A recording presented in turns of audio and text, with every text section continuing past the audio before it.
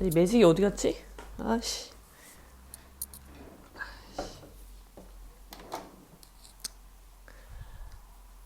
여러분, 여러분 안녕하십니까? 오늘은 제가 오랜만에 이혼에 대해서 말씀을 드리도록 하겠습니다.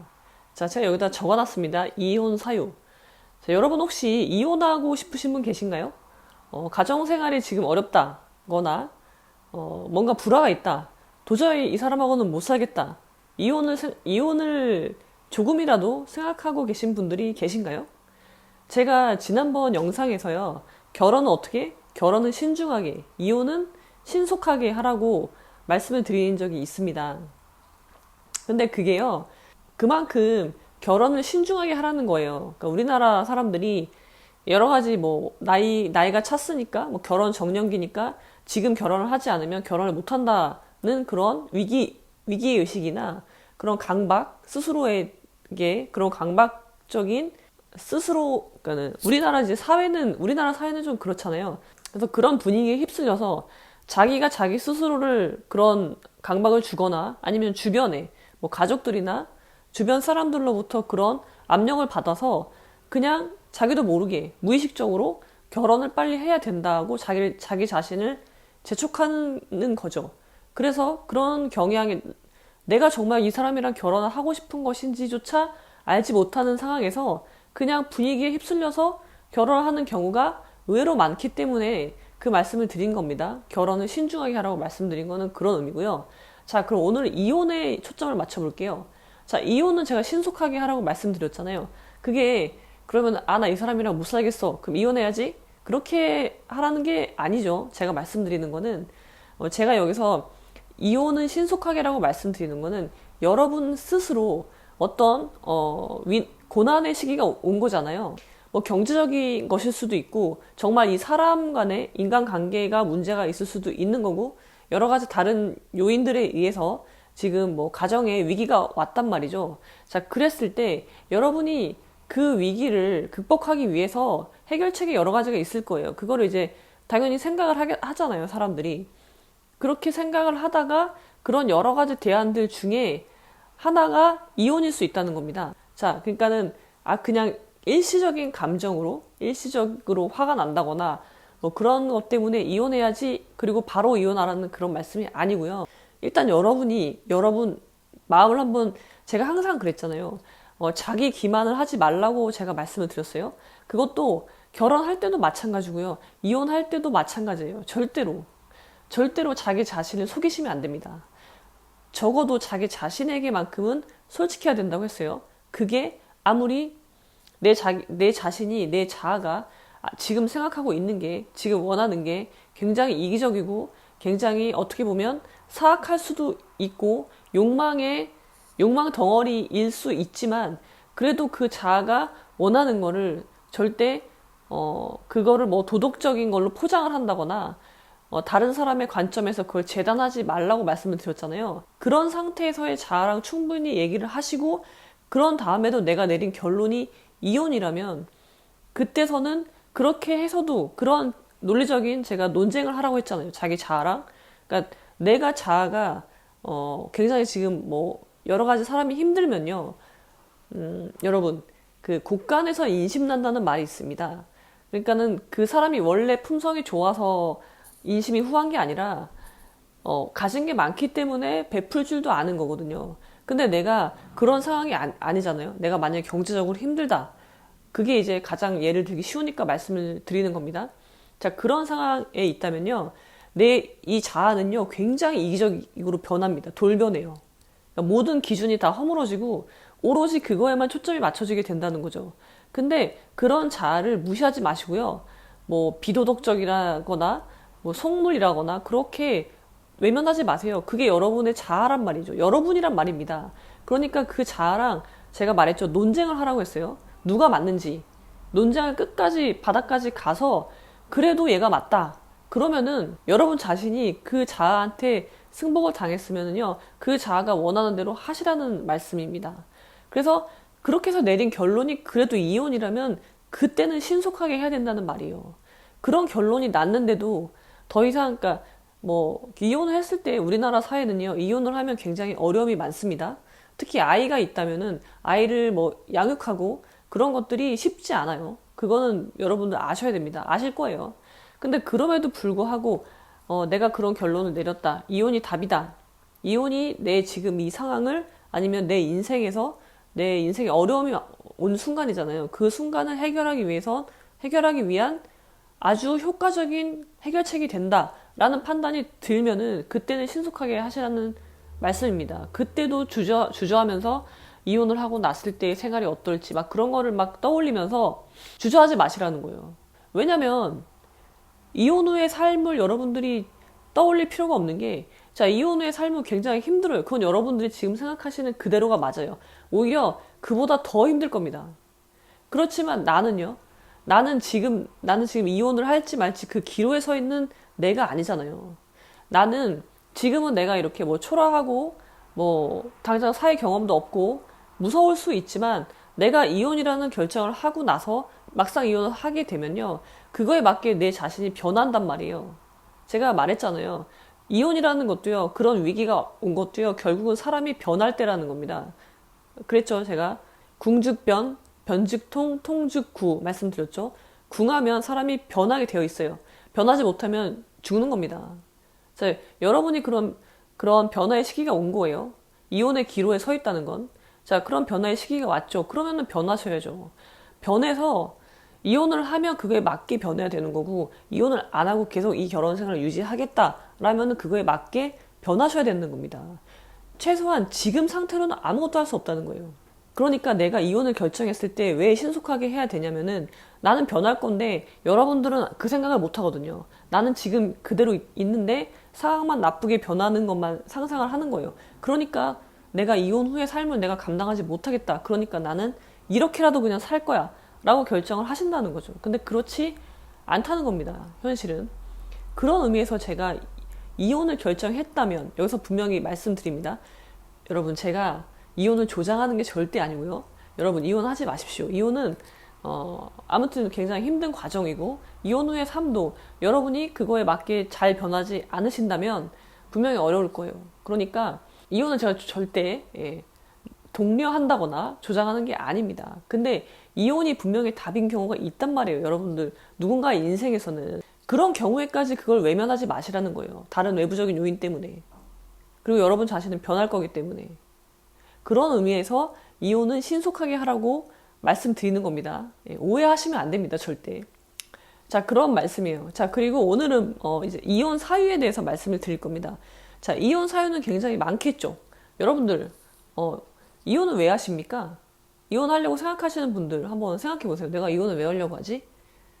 저 사람이 싫어서? 물론 정이 떨어졌겠죠. 뭐 사랑은 식는 거고, 사랑은 식게 되어 있고, 정이 떨어질 수도 있고, 이제 저 사람을 믿고 의지할 수 없는 어떤 사건이 생길 수도 있고, 뭐 외도를 한다거나 배우자가, 아니면 여러 가지 뭐 믿지 못할 만한 행동을 한다거나. 제가 아는 친구는 남편이 빚을 많이 지는 거예요. 뭐 외도를 하진 않는데 사람이 착하다 보니까 여기저기 친구들한테 빚 보증을 많이 쓰는 거죠. 그래서 그렇게 해서 진 빚만 2억이 다 됐거든요. 근데 이 친구는 그걸 다 갚아줬단 말이에요. 근데 이놈의 습관이라는 게요, 버려지지 않고요. 사람은요, 여러분, 고쳐 쓰기가 굉장히 어렵습니다. 그러니까 이 친구는 계속 빚을 갚고, 이 남편은 계속 빚을 지고, 그런 생활이 계속 되다가 결국은 이혼을 했죠. 이혼을 선택했죠. 근데요, 이게 제일 재밌는 게요, 이 남자가 결혼할 때부터 이런 습성이 있었어요. 결혼할 때부터 이미 빚이 있었던 거죠. 그것도 친구한테 빌려준 빚보증 때문에 자기가 빚을 지게 되어 있던 사람이었어요. 근데 결혼을 하고 나서도 그게 나아지지 않는 거죠. 계속 반복이 되는 겁니다. 그래서 제가 여러분, 결혼을 신중하게 하라고 말씀을 드립니다. 말씀을 드렸던 겁니다. 자, 그래서 이혼 사유. 자, 생각을 해보세요, 여러분. 내가 왜 이혼을 하려고 할까를 생각해 보시는데요. 자, 여러분 한번 곰곰이 생각해 보시면요. 아마, 그 전에 한번 민법을 한번 볼까요? 민법의 이혼 사유가 뭘까요? 여러분들 뭐, 결혼하셨으면요. 결혼에는 사유가 없죠? 뭐, 결혼하는데 무슨 이유가 있나요? 물론 좋아하고, 사랑하고, 뭐 또 플러스 알파 여러 가지 조건이 맞으니까 결혼을 한 거잖아요. 근데 여러분 이혼은요, 이혼은 사유가 있습니다. 자, 우리 민법에서 규정하고 있는 이혼 사유를 볼게요. 여러분 아셔야 되는 상식이에요. 대한민국의 모든 남성, 여성은 이혼 사유를 알고 계셔야 됩니다. 민법 840조입니다. 자, 이혼, 그러니까 여러분 재판상 이혼이에요. 재판상 이혼. 뭐 협의 이혼은 당사자 간에 둘이 협의하면 우리 민법은요, 사적 자치 원칙이라는 대원칙이 있습니다. 당사자 둘이 합의만 하면 그게 무슨 공서 양속이나 그런 반인륜적인 것만 아니면 무조건 유효한 거예요. 그래서 두 당사자가 나 이혼할래. 그러면 그냥 이혼하는 거예요. 결혼에 아무런 이유가 필요 없는 것처럼, 그러니까 법적인 이유가 필요 없는 것처럼 이혼에도 원래 협의상 이혼에는요, 아무런 법적인 이유가 필요가 없습니다. 그냥 둘이 합의만 되면 할 수 있는 거예요. 근데 재판상 이혼은 뭡니까? 재판상 이혼을 한다는 건 둘 중에 한 명은 아무튼 이혼하기 싫은 거죠. 한쪽만 원하기 때문에 소송으로 이혼을 하는 거잖아요. 자, 그 사유가 뭐가 있는지 볼게요. 재판상 이혼 사유입니다. 모두 여섯 가지가 있어요. 첫 번째, 배우자의 부정한 행위가 있었을 때, 부정한 행위라고 하면 당연히 불륜이나 외도 그런 거겠죠. 자, 두 번째, 배우자가 악의로 다른 일방을 유기할 때. 여러분, 부부는요, 서로 간에 부양 의무가 있습니다. 서로가 서로를 부양해줘야 돼요. 법적인 의무가 있는 거예요. 근데 한쪽이 한쪽을 유기한다. 유기한다는 거는 버리는 거잖아요. 예를 들어서 남편이나 아내나 둘 중에 한 사람이 가출을 해. 그리고 오랫동안 돌아오지 않는다거나 그런 경우 생활비 같은 것도 주지 않고 그런 거죠. 예를 들어서 아픈데 그걸 돌봐주지 않고 그냥 혼자 가출해 버린다든지 그런 것도 여기 들어갈 수 있겠죠. 세 번째, 배우자 또는 그 직계 존속으로부터 심히 부당한 대우를 받았을 때.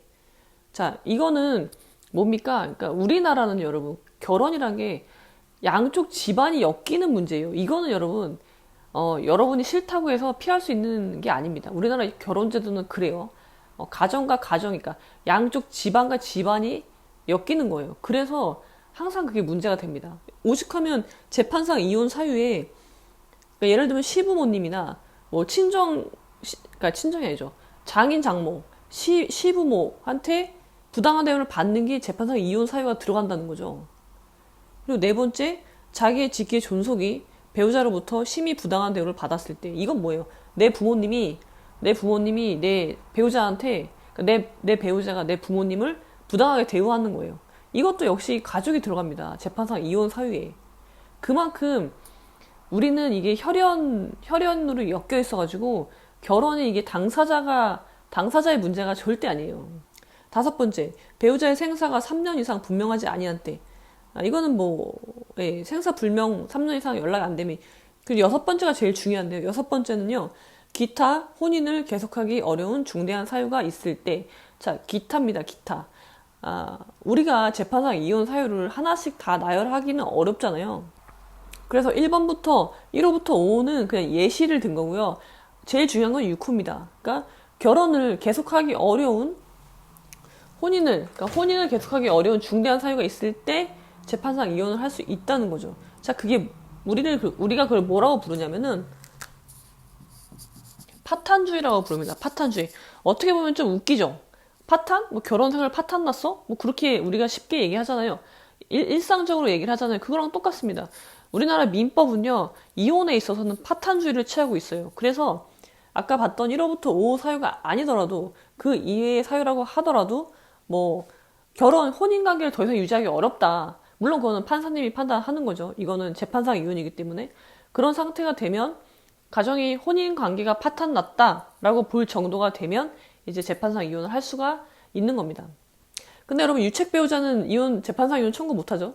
네, 그렇습니다. 유책 배우자는 자격이 없습니다. 왜냐면은, 유책 배우자, 예를 들어서 SK 최태원 회장님과 노소용 그 사모님이라고 할게요.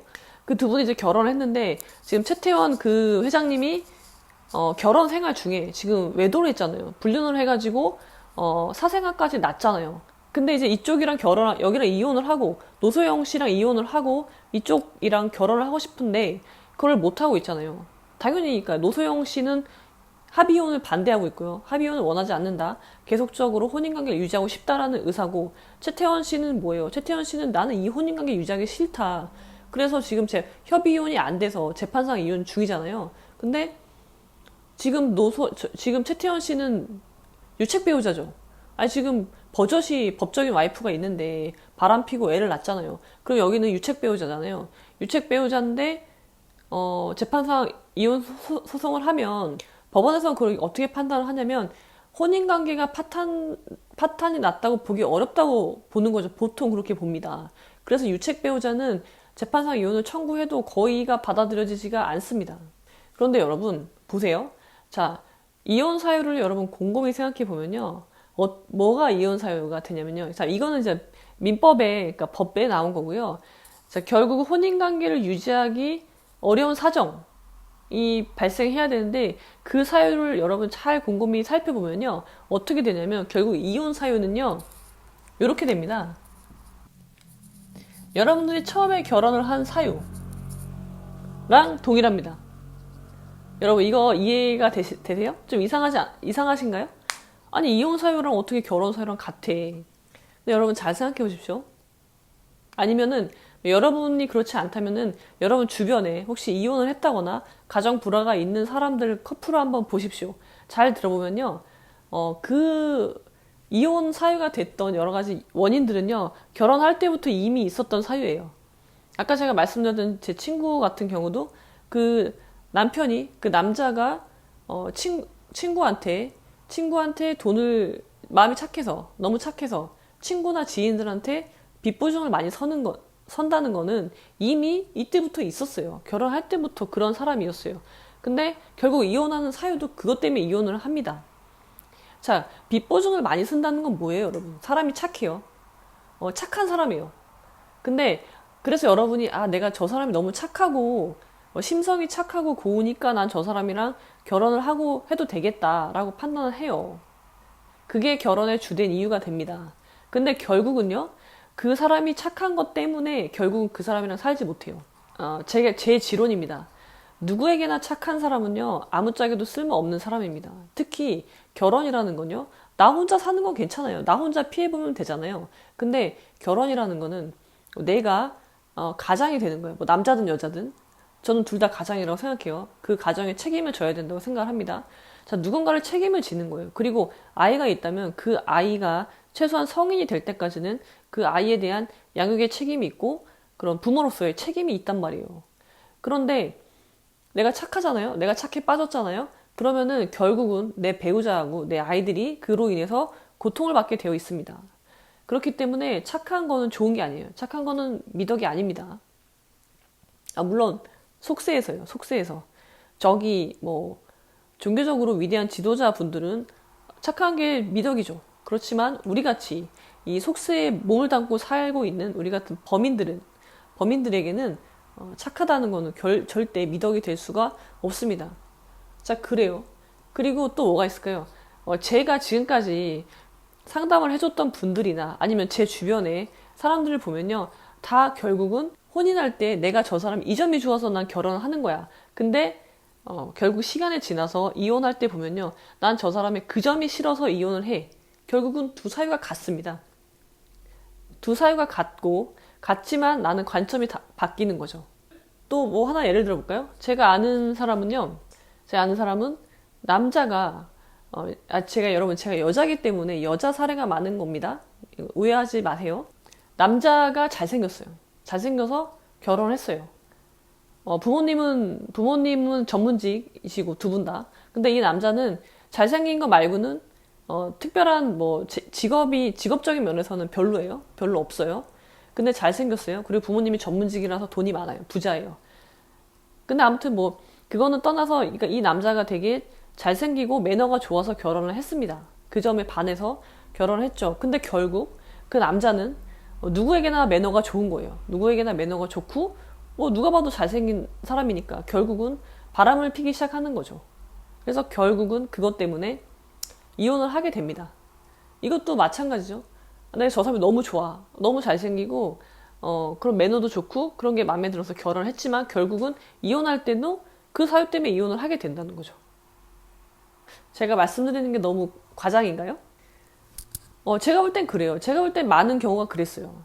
그래서 제가 여러분들에게 말씀드리고 싶은 거는 여러분들이 결혼할 때 좋아 보였던 상대방의 장점이 그건 여러분의 시각에서 여러분이 결혼을 하기 위해서 저 사람을 보다 보니까 그게 장점으로 보이는 거지. 여러분이 만약에 제3자의 입장에서, 그러니까 저 사람이랑 내가 관련이 없는 사람이고, 제3자의 입장에서 그 사람을 봤을 때, 여러분이, 기존에 생각했던 그 사람의 장점이 아닐 수 있다는 거죠. 이미 그때부터 그거는 다른 사람이 봤다면 그거는 이미 단점으로 평가할 수 있다는 거죠. 근데 그걸 여러분은 여러 가지 자기 기만을 하는 거죠.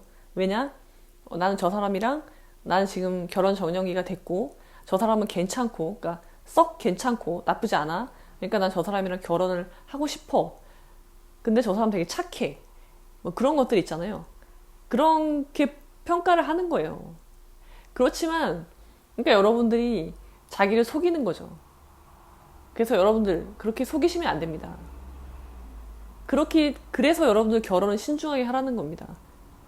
여러분들이 결혼을 신중하게 못하면은 결국은 원래 있었던 그 사람의 단점을 장점으로 착각하고 결혼을 하고 결국은 여러분이 잘못 생각했던 그 장점이 결국은 그 사람의 단점이 돼서 결국은 이혼 사유가 된다는 말씀을 드리고 싶습니다. 이게 물론 제가 상담했고 제가 주변에서 겪었던 그런 일들을 말씀드리는 거기 때문에 데이터가 굉장히 편중돼 있을 수 있고 그렇지 않다고 여러분 생각하실 수 있어요. 근데 여러분 한번 곰곰이 생각해 보십시오. 그래서 여러분 마지막으로 드리고 싶은 말씀은 계속 그겁니다. 결혼은 신중하게, 이혼은 신속하게 해라.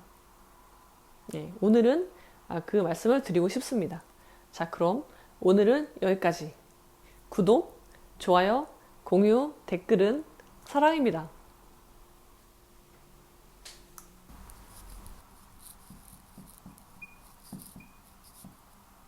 이혼 사연은 이렇게 하지 말고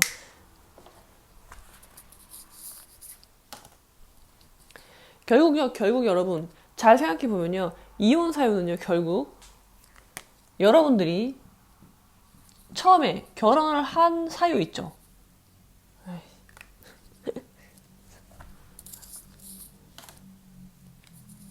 여러분들이 처음에 결혼을 한 사유랑 동일합니다.